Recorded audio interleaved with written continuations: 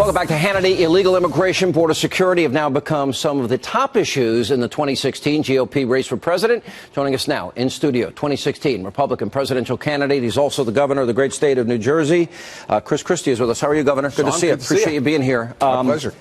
We have made, in my opinion, having been to the border a dozen times, Donald Trump is right. And I think Republicans are afraid to say it. Since Obama's been president, 642,000 Texans have been victims of crime by illegal immigrants, including nearly 3,000 murders. How come we don't secure that border? Because there's been a failure of a president who has been unwilling to even acknowledge that there's a problem, let alone come up with a solution for it, Sean. And we've talked about 4 steps we have to take. You have to put a fence or a wall in the places where it's appropriate. Second, you have to hire more Border Patrol officers. Third, you have to use drones and other electronic surveillance in some of the tougher areas to be able to monitor exactly what's going on. And fourth, every business in this country has to use E-Verify. Because a lot of these folks coming across the border are coming across to work if they knew they were going to get hired. Why haven't Republicans done this? Republicans, they don't defund Obamacare and use their constitutional power. They didn't stop Obama's executive amnesty. They funded it. Are they catering to big business, as many charge, do you think? I think some are. Some are. And then I think also you need a strong president who's willing to lead. If the Iranian deal couldn't get any worse, they get conventional weapons. They get to continue the missile program. Right. They get 24 days to clean up their mess before inspectors. They need 24 days notice. They get $150 billion, the equivalent of $8 trillion U.S. dollars based on the size of their economy. They don't stop their rhetoric about killing or destroying or wiping Israel off the map or burning American flags. Death to America. And John Kerry's surprised at all this. Yeah. Now we find out there might have been secret side deals. There were. Well, you have an ad that just came out. Yes, sir. Let's roll the tape.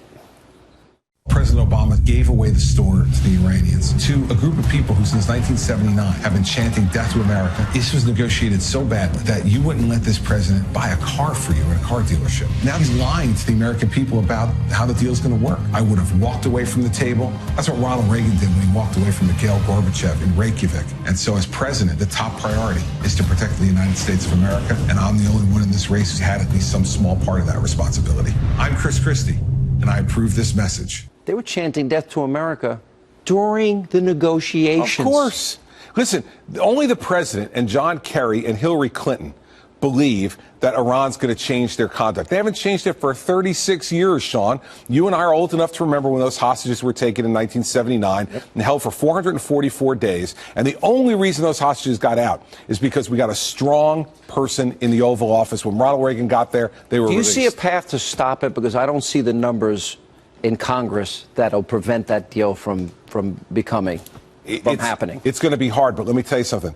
Democrats in Congress better step up here. Where's Chuck Schumer? First time in his life he's hidden from a TV camera. Right? I mean, where are these folks who should be standing up and saying, you know, Ronald Reagan was right in Reykjavik, Sean, and I read Ken Edelman's book. It's a great book on the negotiations in Reykjavik. Ronald Reagan knew that no deal is better than a bad deal. This president won't do that. He walked away, and what happened?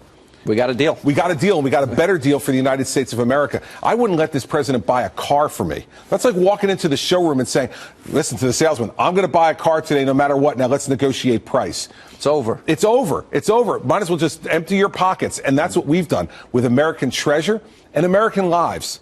Because the Iranians are going to continue to use this money that we're giving them for terrorist activity, the biggest state sponsor of terrorism. This is as bad or not or worse than Chamberlain and Munich. And Sean, what has been, I think you and I would both agree, an awful presidency.